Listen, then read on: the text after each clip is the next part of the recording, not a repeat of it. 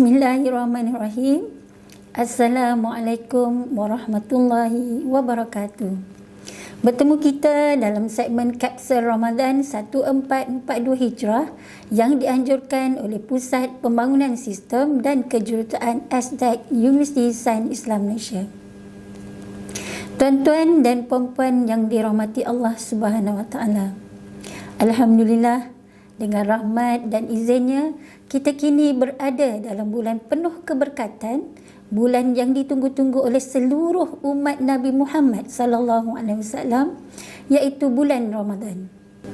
Sebagaimana kita maklum, salah satu syarat sah berpuasa ialah kita berniat. Dalam puasa wajib atau fardu, niat harus ditetapkan sebelum waktu fajar.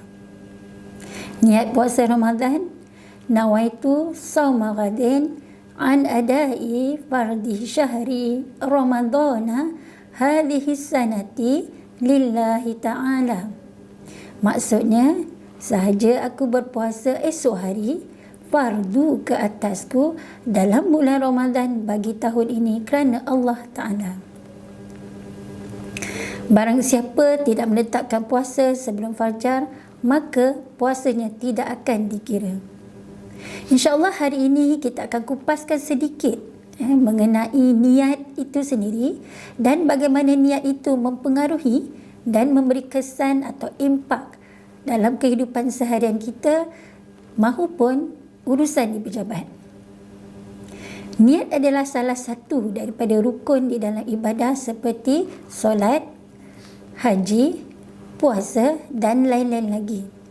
Ini kerana ibadah-ibadah tersebut tidak akan dikira sah melainkan apabila dilakukan atau disertakan dengan niat.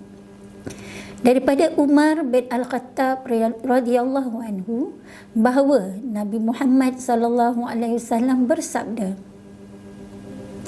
"Innamal a'malu binniyat wa innama likulli imri'in ma nawa." Maksudnya, sesungguhnya setiap amalan berdasarkan niat dan sesungguhnya setiap orang akan mengikut apa yang diniatkan. Riwayat Muslim. Mari kita lihat kesan implikasi niat itu dalam kehidupan seharian kita. Pertamanya, niat yang tulus akan dipahalakan Allah Subhanahu Wa Taala. Antara tujuan niat ini adalah untuk membezakan antara adat dan juga ibadah. Jika ibadah, insya-Allah pahalanya akan diterima di sisi Allah Subhanahu Wa Taala.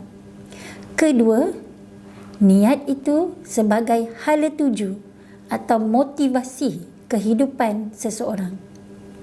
Tuan-tuan dan puan-puan yang dirahmati Allah Subhanahu Wa Taala.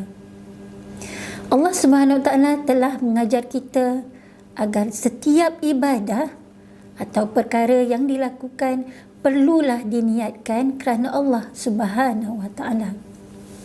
Hal ini sebagaimana dijelaskan oleh Allah Subhanahu Wa Taala di dalam Al-Quran.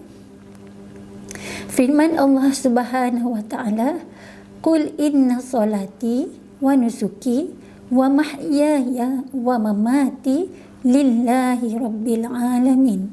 Al-An'am 162.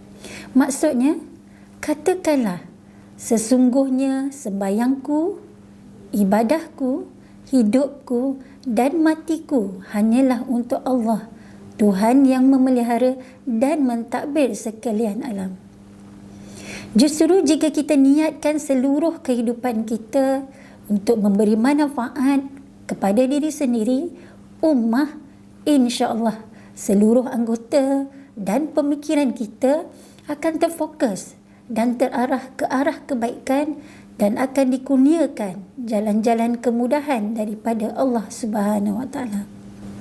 Oleh itu, saya menyeru dan mengingatkan diri sendiri dan tuan-tuan dan puan-puan agar sentiasa memperbaiki niat agar pekerjaan kita sentiasa diberi jalan-jalan kemudahan dan diberkati oleh Allah Subhanahu Wa Taala.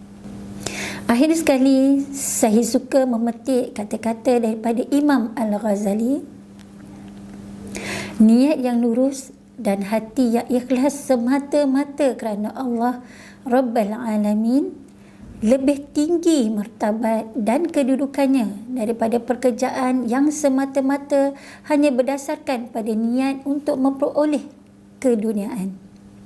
Niat lurus dan hati yang ikhlas itulah yang membuat amal seseorang itu diterima oleh Allah Subhanahu Wa Taala. Sedangkan niat buruk lambat laun nescaya akan menghilangkan rasa taat kepada Allah dan akhirnya akan mengubah menjadi kesukaan kepada berbuat maksiat.